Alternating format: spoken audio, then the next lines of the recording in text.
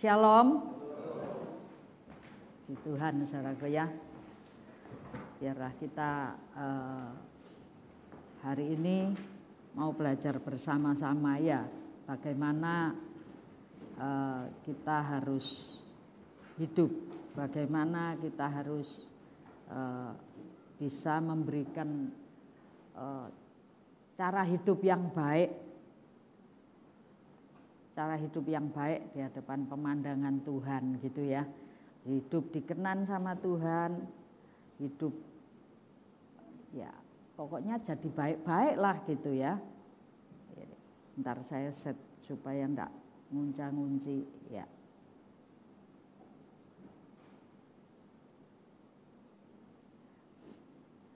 Mari kita mau belajar bersama, lalu kita baca dalam Yohanes 3. Ini ayat mesti hafal semua kan, Yohanes 3 itu. Yohanes 3 biasanya ayat 16. Kita baca dari ayat 12 sampai 18 ya. Tidak ada seorang pun yang telah naik ke surga selain daripada Dia yang telah turun dari surga, yaitu Anak Manusia. Sama seperti Musa meninggikan ular di padang gurun, demikian juga Anak Manusia harus ditinggikan, supaya setiap orang yang percaya kepadanya beroleh hidup yang kekal. Karena begitu besar kasih Allah akan dunia ini, sehingga Ia telah mengaruniakan Anaknya yang tunggal, supaya setiap orang yang percaya kepadanya tidak binasa, melainkan beroleh hidup yang kekal. Allah mengutus Anaknya ke dalam dunia bukan untuk menghakimi dunia, melainkan untuk menyelamatkannya oleh Dia. Barang siapa percaya kepadanya, ia tidak akan dihukum. Barang siapa tidak percaya, ia telah berada di bawah hukuman, sebab ia tidak percaya dalam nama Anak Tunggal Allah. Dan inilah hukum itu. Cukup ya, ini dulu sampai 18 dulu ya. Jadi ayat yang sering kita hafalkan. Karena demikian kasih Allah akan dunia ini, akan manusia khususnya. Dunia hangus, habis saudaraku, akan manusia ini, sehingga Ia telah mengaruniakan Anaknya yang tunggal, supaya setiap orang yang percaya kepadanya tidak binasa, melainkan beroleh hidup kekal. Ya. Jelas sekali dari ayat ini, saudara. Saya tanya kepada Anda sekarang. Tujuannya Allah memberikan Yesus Kristus turun ke dunia ini adalah untuk apa? Penyelamatan. Untuk penyelamatan, untuk memulihkan manusia kembali pada rencana Allah semula, tidak binasa, selamat, tidak binasa. Tujuan Allah itu. Tapi maksud Allah adalah karena demikian besar kasih Allah akan dunia ini. Kasih, saudaraku, Yesus Kristus diturunkan ke dalam dunia itu kalau pakai bicara, komunikasinya kalau pakai verbal, saudaraku ya, pakai bicara. Itu Allah ngomong, manusia, aku ini loh cinta banget sama kamu. Betul enggak? Kira-kira gitu enggak? Manusia, aku cinta loh, sangat-sangat cinta sama kamu.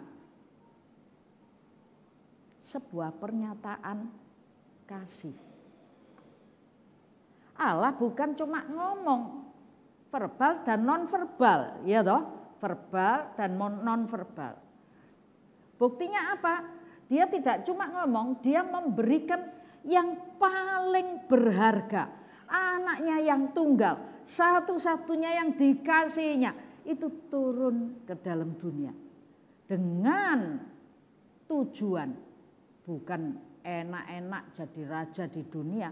Lahirnya saja di kandang Bethlehem. Lahirnya saja ditolak sana sini. Semiskin-miskinnya orang, ndak ada yang lahirno di kandang. Ini luar biasa. Supaya apa? Supaya sampai orang yang termiskin, terhina, paling hina, itu masih punya keberanian untuk menghampiri Yesus. Karena lahirnya di kandang Bethlehem. Saudaraku, kita membahas tentang komunikasi kan ya, hubungan, komunikasi, dan dampaknya. Kita ini ciptaan istimewa hubungannya. Kita ini ciptaan istimewa. Dicipta segambar dengan gambar anaknya yang tunggal, dengan gambar Allah. Bukan yang lain itu cuma jadilah apa, jadilah apa. Begitu saudaraku ya. Khusus untuk manusia itu Allah berkarya lewat tangannya. Dicipta, dibentuknya manusia. Saya berulang-ulang katakan bukan cuma dicipta, tapi dalam bahasa Inggrisnya itu be create, dikreasi. Saya makanya ngomong kalau hidung kita ngadep ke atas saja. Kira-kira gimana ya kita jalan kalau hujan? Gitu ya. Debunya podo melebu blung gitu ya toh. Kalau matanya hidupnya yang ada di bawah yang panjang gini-gini. Loh Anda kira-kira gitu. Detail loh. Allah itu mencipta kita detail. Anda tahu telinga Anda kalau renang kemasukan air enggak? Ini talang yang dibuat di sini nih. Ada talang kayak talang air gitu saudaraku. Membuat ketika kita masuk di air, loh airnya itu loh enggak perayaan gubuk terus masuk dalam. Enggak masuk loh. Betul enggak? Anda kalau airnya masuk bingung enggak? Saya cuma ingin memberikan penjelasan pada Anda. Allah mencipta, mengkreasi, dikreasi, dibentuk, dikreasi kita ini dengan sangat detail dan sempurna. Amin. Sempurna. Ini luar biasa. Itu sebabnya Tuhan juga ngomong di sini. Aku mengasihi kamu. Anda baca ini kira-kira. Karena begitu besar kasih Allah akan dunia ini sehingga gitu ya. Dan seterusnya. Anda merasa enggak Allah itu ngomong sama Anda? Ngomong loh. Misalnya. Budiono, aku loh cinta sama kamu nemen. Ganti dengan nama Anda. Coba, terus rungokno. Bayangkan Anda dengar suara itu. Siapa aja? Aku loh cinta sama. Kamu itu ciptaanku yang istimewa. Allah pencipta yang mencipta kita itu istimewa, paling istimewa. Diberi wewenang paling banyak. Menguasai seluruh ciptaan yang lain. Kepercayaan Allah kepada kita. Loh, dipercaya loh, sak dunia dipercayakan ke kita. Amin. Anda dipercaya sama Tuhan? Anda dipercaya sama Tuhan? Dipercaya, saudaraku. Karena ini ciptaan semua yang kasih nama siapa? Adam. Yang ngasih nama loh. Anaknya Tonggo, saudaraku ya. Tonggo mau punya cucu. Kira-kira saya bisa enggak? Itu loh kasih ono nama Mika. Gitu. Katanya Tonggo, lah awakmu iki sapa? Ya kan? Coba bayangin. Kalau kita tahu, kita sadar bahwa kita dipercaya. Jadi ciptaan istimewa yang dipercaya amat sangat sama Tuhan. Hubungannya apa? Kita ini ciptaan yang diberi kepercayaan. Jadi manajernya Tuhan ngelola dunia ini. Wow, jempol. Luar biasa saudaraku, itu hubungannya. Lalu karena hubungan itu, saudara ya, manusia ini tidak kena dipercaya, ceblok saudaraku ya. Tapi Allah cinta kepada dunia ini. Sehingga dari awal Tuhan memberikan nubuatan pada saat manusia sadar dirinya telanjang dan seterusnya. Tuhan sudah menyembelih domba dan membuat baju buat mereka. Yang terjemahannya di dalam terjemahan baru adalah karena aku cinta kamu. Aku ini memberikan ini domba, anak domba Allah. Untuk disalibkan, untuk tujuannya Yesus Kristus lahir ke dalam dunia. Bukan seneng-seneng, bukan foya-foya, bukan jadi orang kaya. Tapi tujuannya adalah Yesaya 53 Anda baca. Sampai mukanya saja itu sudah belum lahir. Sudah dinubuatkan, sudah tahu jalan hidupnya. Bakal disengsara, di kayu salib, dipukuli, dicemeti, sampai tidak karuan. Kita lihat mukanya, tidak memperhitungkan dia. Ya, komunikasi itu dijalin. Ketika manusia jatuh dalam dosa, putus komunikasinya. Lah orang yang putus komunikasi ini susah, saudaraku, tidak bisa apa-apa. Lah untuk bisa kembali punya komunikasi, maka Allah memberikan Yesus Kristus ini sebagai jembatan yang menjembatani antara ruang Allah dengan ruang manusia yang sudah jatuh dalam dosa. Dengan cara menghapus, menebus, menghapus dosa-dosanya.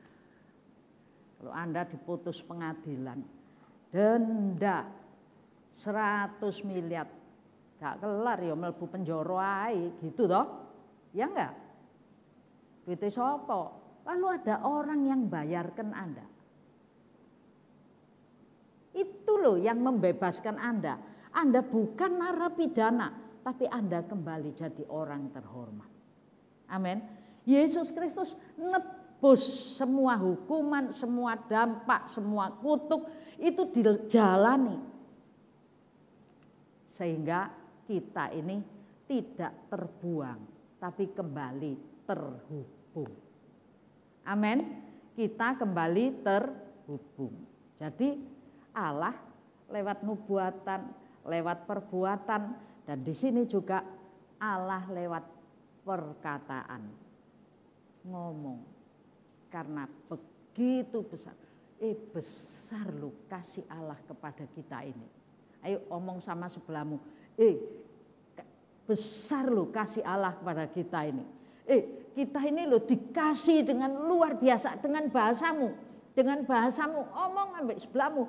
Kamu kerosot enggak kamu ini dicintai Allah luar biasa. Tuh, kalau kita ngomong dengan bahasa kita, komunikasi ini, kalau kita pakai bahasa formal, Bapak mengasihi kita dengan sangat. Gak kerosot lek ngomong saudaraku ya. Tapi coba ngomong beneran. Gitu ya. Kamu itu kerosot enggak, kamu dicintai Tuhan luar biasa. Bisa nangis kita terima itu. Anda merasa enggak ini sebuah komunikasi. Tuhan bukan cuma verbal tapi non verbal juga ngomong sama kita ini. Anda dicintai Tuhan? Anda dicintai Tuhan? Dicintai dengan amat sangat. Ini sebuah bahasa yang dinyatakan oleh Allah. Sebuah komunikasi yang ingin dijalin oleh Allah kepada manusia yang sudah terbuang, kepada manusia yang sudah jatuh dalam dosa, kepada manusia yang sudah dengar bolo sama setan. Allah bilang, balik, aku ini cinta kamu, ojo wedi. Takut loh, orang kalau punya salah kan takut toh, sembunyi-sembunyi terus. Adam Hawa ketika jatuh dalam dosa, Allah berjalan di Taman Eden, mereka lari sembunyi, takut. Tapi ini ojo sembunyi, ojo takut. Aku loh cinta kamu. Aku enggak mau kehilangan kamu. Kasarnya itu kalau ngomong, aku enggak mau kehilangan kamu. Aku ini sekarang berusaha nebus kamu dengan cara apapun. Tak bayar dendomu. Amin. Anda dibayar dendonya? Dendonya dibayar? Ya. Lalu saudara, di sini katakan, tapi syaratnya satu. Percaya. Tadi pujian terakhir saya tidak janjian sama Budiono loh. Asal kita percaya. Ya enggak percaya, enggak dapat. Ini barang siapa saja yang percaya kepadanya, dia beroleh hidup yang kekal. Dibalekno Taman Eden, tempat tinggal lama yang sudah ditinggal karena diusir, karena pelanggaran. Jadi wekmu lagi loh, jadi wekmu lagi. Kemarin tuh saya lihat di YouTube ya, orang di daerah Geraha sana, nggak tahu hutang piutang atau gimana, rebutan sampai apa. Yang punya rumah diusir, dijaga sama tentara, gitu saudara. Nggak mau pindah, camping di depannya. Wah, kok luar biasa gitu saudara. Kalau dia boleh balik, seneng enggak? Ini rumah ini jerih payahku dengan sungguh-sungguh loh, gini. Apalagi kalau itu sak duwene duit ditokno dadi omah itu saudara, lalu diusir, mari kita balik meneng, aduh cik seneng nih. Ini dikembalikan ya. Jadi komunikasinya sebagai dampaknya kalau kita merespon ya, syaratnya tadi percaya. Percaya ini merespon. Kalau kita merespon pengorbanan Allah, maka kita ini dipulihkan kembali, diampuni dosanya, dan diberikan hak kembali untuk beroleh hidup yang kekal. Orang baca dan hafal Yohanes 3 ayat 16 ini sak bendino kira-kira. Tapi Anda pernah bayangkan enggak bahwa ini adalah komunikasi Allah kepada manusia supaya manusia tidak takut kembali kepada Allah. Dan Allah memberikan sebuah pernyataan cinta. Dulu waktu remaja, ibu-ibu, bapak-bapak waktu remaja, itu kadang-kadang anak-anak kumpul-kumpul tuh konsultasi. Kamu punya pacar? Gimana ya caranya nyatakan cinta itu? Katanya gitu ya. Wah, teorinya banyak, tapi belum tentu cinta beneran, ngomong itu sing temenan gitu ya. Iya kan? Iya toh itu, iya apa iya ya? Iya. Sekarang anak sekarang lebih lamis lagi, bawa bunga, berlutut, besok gede nih, marine. Kamu yang mesti lutut sama aku, gitu kebalikannya gitu ya. Lah, Tuhan kalau ngomong dulu, sekarang, dan sampai selamanya. Aku cinta kamu loh. Amin. Allah ngomong, aku cinta kamu. Anak gadis remaja, kalau pacarnya datang diajak, mana? Ke Sumatera ya. Wah, sampai di atas cari yang ada kelihatan langitnya gitu saudaraku ya. Lalu duduk berlutut, pacarnya bawa bunga rose pink. Wah, ini biar temenan, cintai temen gak embuh gitu ya. Lalu saya tanya, kalau Allah bukan bawa bunga ros, tapi Allah bawa anaknya yang tunggal, Yesus Kristus kesayangannya. Dia datang kepadamu dan dia ngomong sama kamu, aku loh cinta sama kamu, aku enggak mau kehilangan kamu. Iblis sudah nyolek kamu, sekarang kamu tak tebus. Kalau gadis tadi bisa keruntu-runtu, mosok Anda enggak kerasa apa-apa sih. Rasakno tak? Kalimat itu denger tak di hatimu.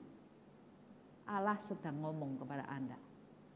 Dia cinta amat sangat kepadamu. Kau merespon enggak? Engkau cinta enggak? Engkau terima enggak cintanya itu? Dia berbisik saat ini.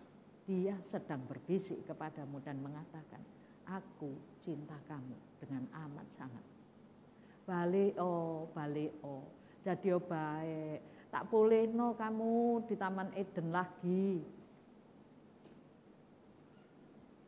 Nah, tapi apa yang terjadi? Ya, apa yang terjadi di Yohanes pasal yang ke-8 ayat kita baca 43 dan 45 ya, 43 dan 45 aja, lompat-lompat. Yohanes 8 ayat 43 dan 45. Apakah sebabnya kamu tidak mengerti bahasaku? Sebab kamu tidak dapat menangkap firmanku. Ayat yang ke-45. Tetapi karena aku mengatakan kebenaran kepadamu, kamu tidak percaya kepadaku. Ya. Mengapa kamu tidak ngerti? Tadi bahasa cinta, saudara. Amin, setuju. Bahasanya Tuhan di Yohanes 3:16 itu bahasa cinta. Bahasa kasih. Yang ngomong dengan seluruh perasaan, bahkan pengorbanannya. Yesus Kristus waktu disalib di atas kayu salib, waktu dia menghembuskan nafas terakhir, dunia jadi gelap. Allah seolah-olah menutup wajahnya, enggak tega lihat anaknya. Seperti itu. Itu bahasa cinta, saudaraku. Lah bahasa cinta itu harusnya ya dibalas sama bahasa cinta. Tapi ini enggak. Di Yohanes 8 kalau Anda lihat itu ceritanya pemungut orang Farisi dan ahli Taurat. Dua-dua penggede-penggedenya Yahudi itu pada saat Yesus datang kepada mereka. Kalau ini di terjemahan The Message dikatakan pada saat aku on the spot gitu ya, aku datang di medannya. Medannya mana? Orang Israel sebetulnya yang hendak diselamatkan awal itu. Di medannya orang Israel itu, ternyata orang Israel itu nolak semua. Bahkan dikejar-kejar, mau dibunuh. Sampai Yesus ngomong, kalau ngomong, aku ini loh datang ke sini menceritakan kebenaran, membawa kepadamu pada jalan balik ke Taman Eden, balik ke ciptaan semula, balik ke rencana semula. Yang aku sampaikan adalah bahasa kebenaran.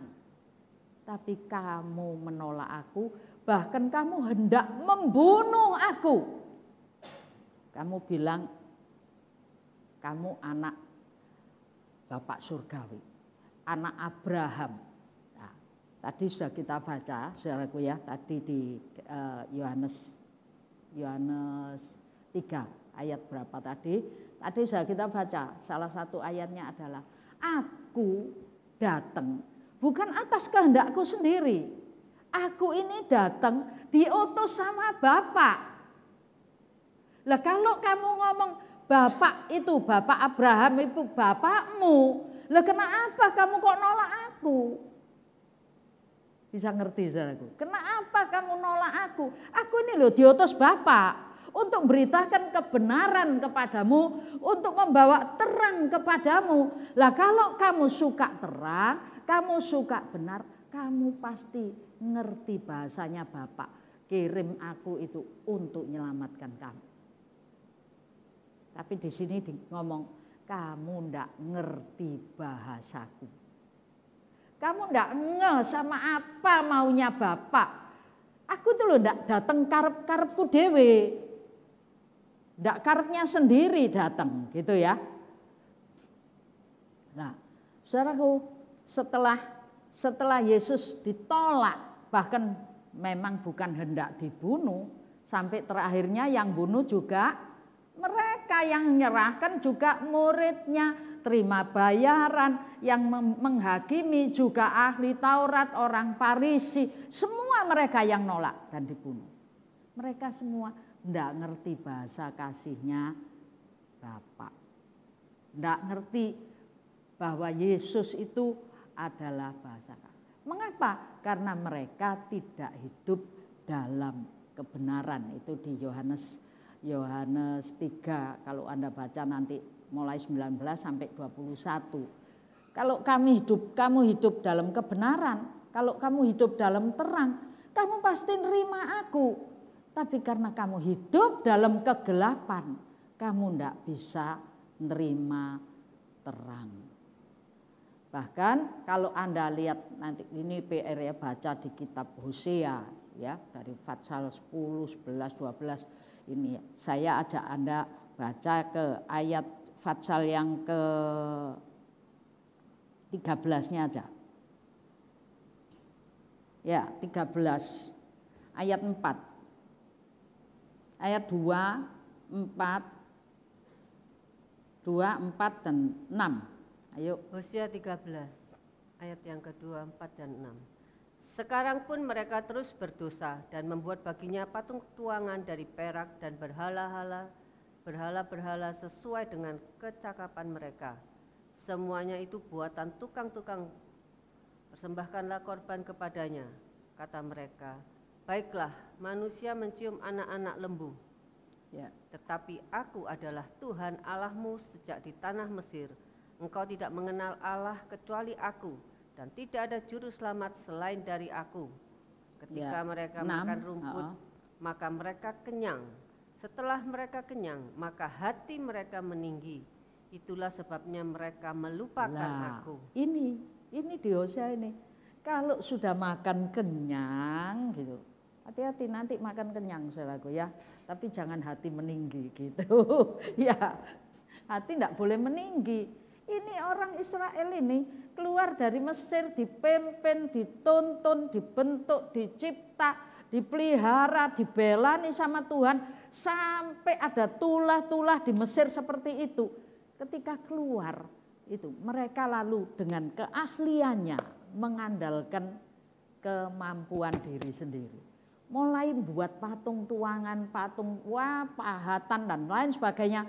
Dan ngomong sama seluruh Israel. Ciumo itu anak lembu itu Allahmu. Loh, bayang no saudaraku.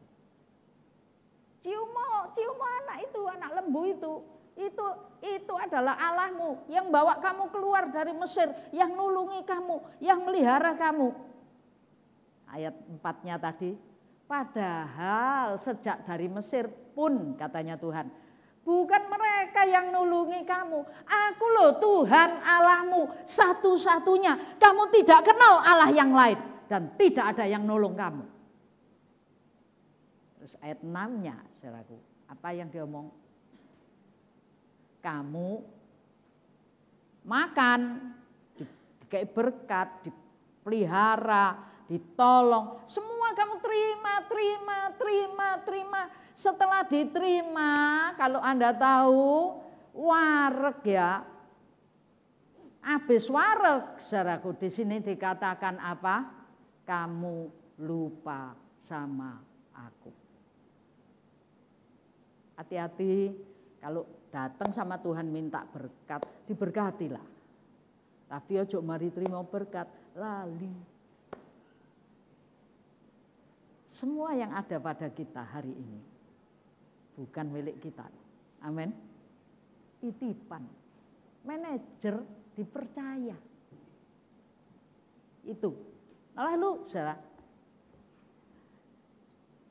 ada ketetapan, syaratnya sudah jatuh, sudah ditulungi. Saudara, kalau kita baca ya, tadi ngomong soal ada kebenaran, aku ngajarkan kepadamu kebenaran.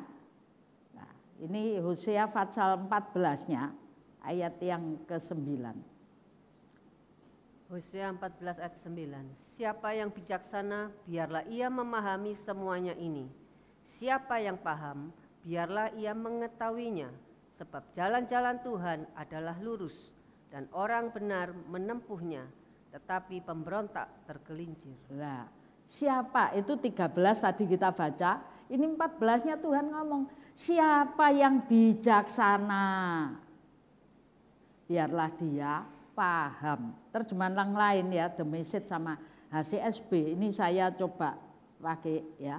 Jika Anda ingin hidup baik, bijaksana itu ingin hidup baik. Betul, hidup lagi tidak baik kalau dosa. Jika Anda ingin hidup dengan baik, pastikan Anda paham semuanya ini. Jika Anda tahu apa yang baik untuk Anda, gitu ya, maka Anda akan mempelajarinya.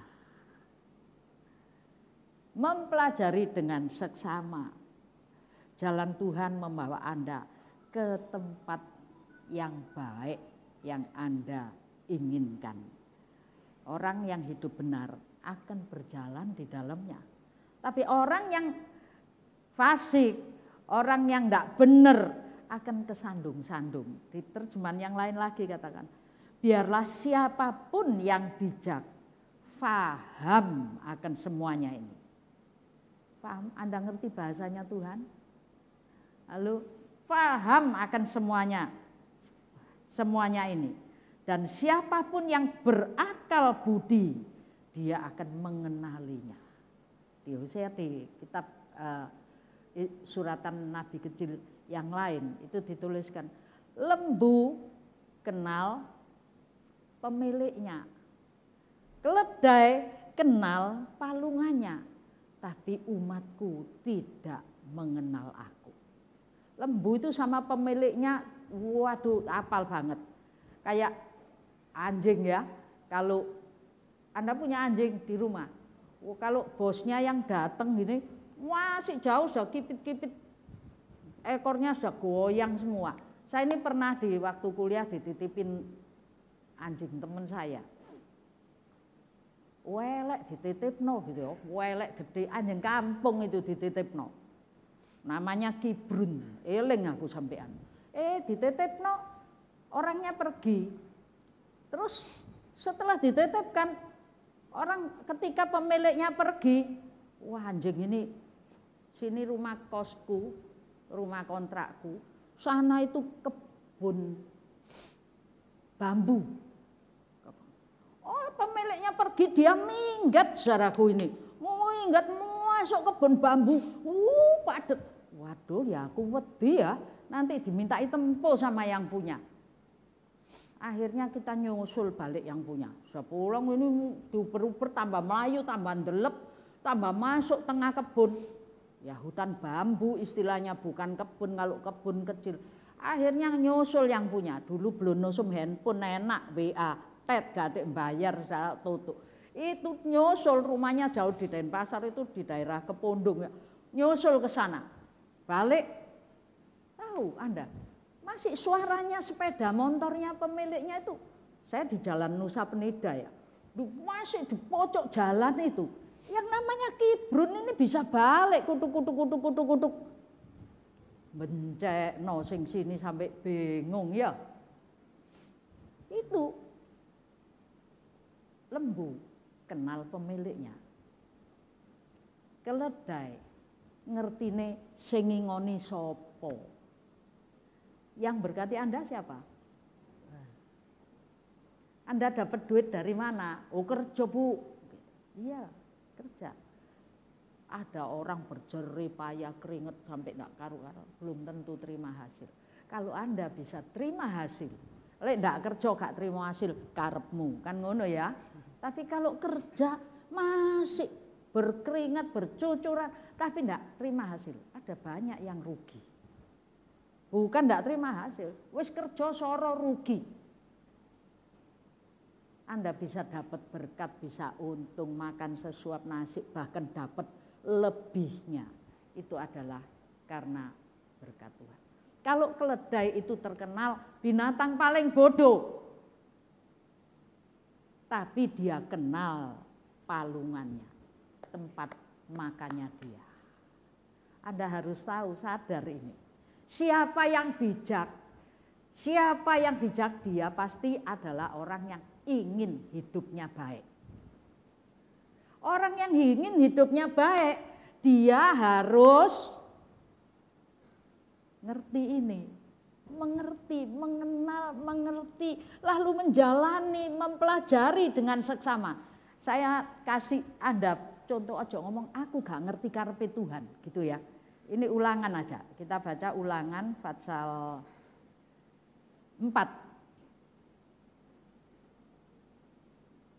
ayat 5, 6, dan 7. Ulangan 4 ayat 5 sampai 7. Ingatlah, aku telah mengajarkan ketetapan dan peraturan kepadamu seperti yang diperintahkan kepadaku oleh Tuhan Allahku, supaya kamu melakukan yang demikian di dalam negeri yang akan kamu masuki untuk mendudukinya. 6. Lakukanlah itu dengan setia, sebab itulah yang akan menjadi kebijaksanaanmu dan akal budimu di mata bangsa-bangsa yang pada waktu mendengar segala ketetapan ini akan berkata, memang bangsa yang besar ini adalah umat yang bijaksana dan berakal budi. Sebab bangsa besar manakah yang mempunyai Allah yang demikian dekat kepadanya seperti Tuhan Allah kita? Tambah 1, 8-nya Setiap ya. kali kita memanggil kepadanya. Dan bangsa besar manakah yang mempunyai ketetapan dan peraturan demikian adil seperti seluruh hukum ini yang kubentangkan kepadamu pada hari ini. Ya, jangan bilang enggak ngerti. Di sini sudah ngomong, aku sudah ngasih peraturan, aku sudah ngasih ketetapan, aku sudah kasih tahu jalannya, peraturannya untuk bisa jalan di jalan yang baik, kembali ke Eden, kembali ke rencana semula. Aku sudah ngerti. Nah, ini di sini ngomong, di ulangan ngomong, bangsa besar mana yang punya aturan sampai seperti ini? Zaman dahulu kala sudah ada peraturan, sudah ada Taurat, sudah ada ketetapan, sudah ada semuanya. Siapa yang bijak, dia pasti mau mempelajarinya. Anda mau belajar? Nah, hati-hati, ahli Taurat dan orang Farisi, jangan dibilang enggak belajar di Yohanes 8 tadi. Mereka belajar, tapi mereka belajar untuk orang lain. Anda belajar untuk diri Anda sendiri atau orang lain?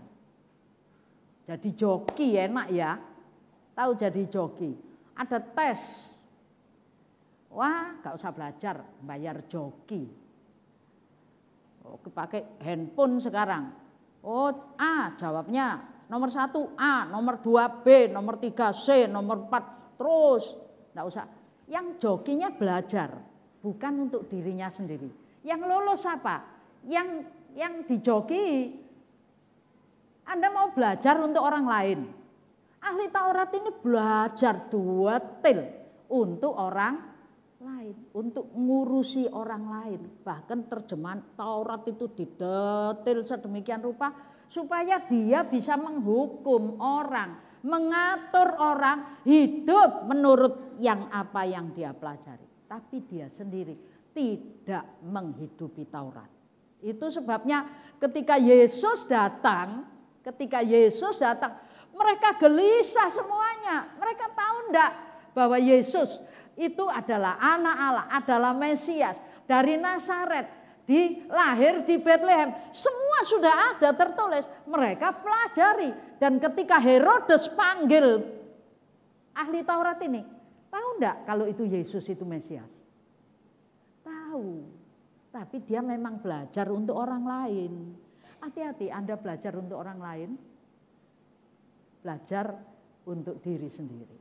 Katanya petani yang berjerih payah, dialah yang pertama kali menerima hasil.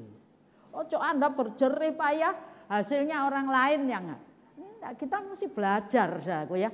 Anda harus tahu Tuhan sejak dahulu kala sudah kasih peraturan ketetapan yang sedemikian sampai bangsa lain bilang, memang bangsa ini bijak luar biasa. Siapa bijak? Dia harus melakukannya dengan setia. Tapi Israel bodoh, sampai sekarang masih cari. Dan saya katakan, ini saudaraku ya, di dalam coba Kisah Rasul 1 Korintus ya. 1 Korintus 1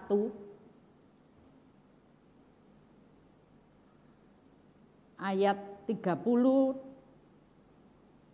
Ya, ayat 30. 1 Korintus 1 ayat yang ke-30.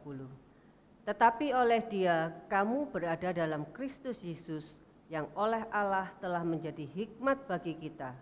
Ia membenarkan dan menguduskan dan menebus kita. 31-nya. Ayat yang ke-31. Karena itu seperti ada tertulis, barang siapa yang bermegah, hendaklah ia bermegah di dalam Tuhan. Ya, jadi oleh Dia kamu berada dalam Kristus Yesus, yang oleh Allah telah menjadi hikmat. Kristus itu loh sendiri, puncak dari semua hikmat adalah Kristus. Aku adalah firman dan firman adalah aku. Hikmat dan bijaksana itu bedanya apa kira-kira? Apa bedanya hikmat dan bijaksana?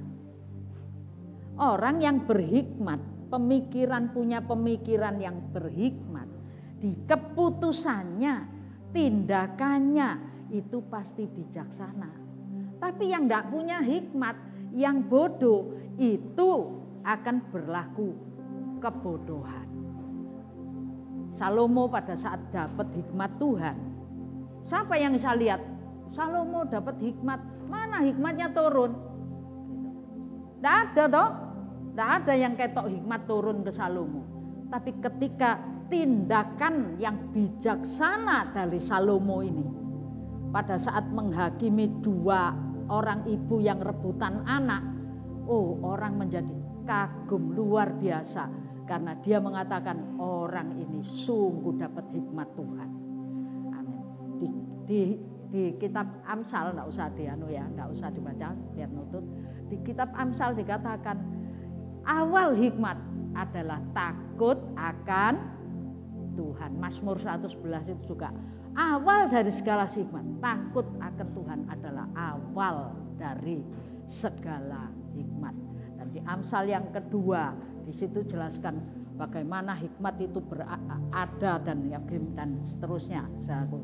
Nah, saya ingin ajak Anda sedikit tentang hikmat. Anda pengen dapat hikmat? Wah, aku kan sudah punya hikmat. Iya, tapi mau butuh tambah? Butuh tambah? Tidak usah dibaca ya, saya sebut aja. Di Amsal 1 ayat yang ke-7. Hikmat itu datang pada orang yang mencari Dia dengan melalui hubungan yang baik. Semakin kita sering datang kepada Tuhan, masuk dalam hadiratnya, kita connect dengan Tuhan, maka kita ini akan beroleh hikmat. Betul saudaraku. Anda banyak doa. Le arep dibujuki wong 3 iro tak? Diomongi ora? Saya ingat mama saya dulu, waduh lek sembahyang esuk jam 4, wes aku sik turu sampai melok. Ya sungkan saya tidur, mama saya berdoa di bawahnya gini. Jam 4 enak-enak wong turu rek gitu. Gelem gak gelem brosot melok dodok saudaraku. Melok doprok di bawah. Anda tahu kalau ada kejadian apapun selalu dikasih tahu lebih dulu sama Tuhan. Sekali waktu ada bajingan mau nipu tempat saya, mama saya mimpi mukanya orang ini Zat. Sekali waktu ada maling mau masuk rumah saya, pas mimpi nyanyi melek biar jendela saya ini dibuka, ada kepalanya orang itu Zat. Terus setiap kali ini saya cerita bukan ngada-ngada, benar Zat. Anda semakin dekat Tuhan, hikmat semakin diberikan pada Anda. Ketika Anda punya hikmat, maka tindakan Anda jadi bijaksana. Amin. Yang kedua, jadi mau hikmat, nyari Tuhan ya. Sering-sering nyari Tuhan dengan cara yang benar. Amsal 3 ayat 1 sampai 3. Orang yang dapat hikmat adalah orang yang mempelajari firman, yang rajin meneliti firman. Itu di Amsal ya. Jangan tidak mempelajari firman. Alkitab sakmene kandele ya apa macane. Lek maca komik kopenggo seri 1 2 3 4 berapa? 18 ada 32. Maca iso Alkitab. Satu tok lo padahal. Gak iso. Kalau mempelajari baca firman dan mempelajarinya, bukan sekedar baca, saudara. Kalau Anda baca kayak sepur lewat, ndak itu apa-apa. Tapi kalau Anda baca dan mempelajari, artinya pada saat lo ini kok gak ngerti ya, dibaleni, ndak ngerti lagi, dibaleni, Anda akan beroleh hikmat. Amin. Anda akan beroleh hikmat. Dan barang siapa yang beroleh hikmat, dia beroleh lebih banyak dari perak, emas, dan segalanya. Itu di Amsal. Ketika engkau carilah hikmat, ketika engkau mendapatkan hikmat, engkau beroleh lebih banyak dari perak, emas, dan kekayaan. Baca firman, dapat segalanya. Amin, amin, amin. Saudara, itu sebabnya mari saya rindu mengajak Anda harus tahu hikmat itu adalah, berhikmat itu adalah berpikir sesuai dengan kebenaran dan berjalan sesuai dengan pola Allah. Apa sih berhikmat? Berhikmat itu berpikir sesuai dengan kebenaran, lalu berjalan sesuai dengan pola Allah. Seluruh kehidupan ini harus mendekati sudut pandang Allah. Lalu tadi katakan percaya kepadanya. Orang yang percaya itu mempercayakan bahwa semua yang dikatakan Allah itu baik. Ngerti bahasa kasihnya Tuhan. Ojo Tuhan ngomong aku cinta kamu loh. Tuhan datang dioprak-oprak, mau dibunuh dan lain sebagainya. Kadang-kadang bahasa cintanya Tuhan itu lewat persoalan dalam hidup. Aku ini sudah ke gereja, sudah baik, kok ada persoalan. Tuhan bilang kamu lama tidak berdoa baik sama aku. Aku cinta kamu loh, datang balik gitu ya. Ada persoalan lewat banyak perkara. Sebetulnya kalau kita tahu bahasanya Tuhan, tetap bahasa kasih. Amin. Bahasa kasih. Jadi terus cari ngerti. Dan apa yang kau peroleh lewat kuasa Tuhan, lewat firman Tuhan, engkau akan memperoleh hubungan yang baik kembali. Dan ketika engkau punya hubungan yang baik kembali, anak bungsu, ketika dia habis tersesat, dia balik, ketika koneknya balik dengan bapaknya, baju yang sudah elek diganti, meterai yang sudah tidak ada diganti, haknya dikembalikan semuanya sama Tuhan. Amin. Berkat akan disiapkan bagi kita semua ketika kita mau datang di bawah kaki Tuhan. Hubungi Tuhan dengan baik, belajar firman-Nya, baca terus, cari Dia, dan engkau akan mendapatkannya.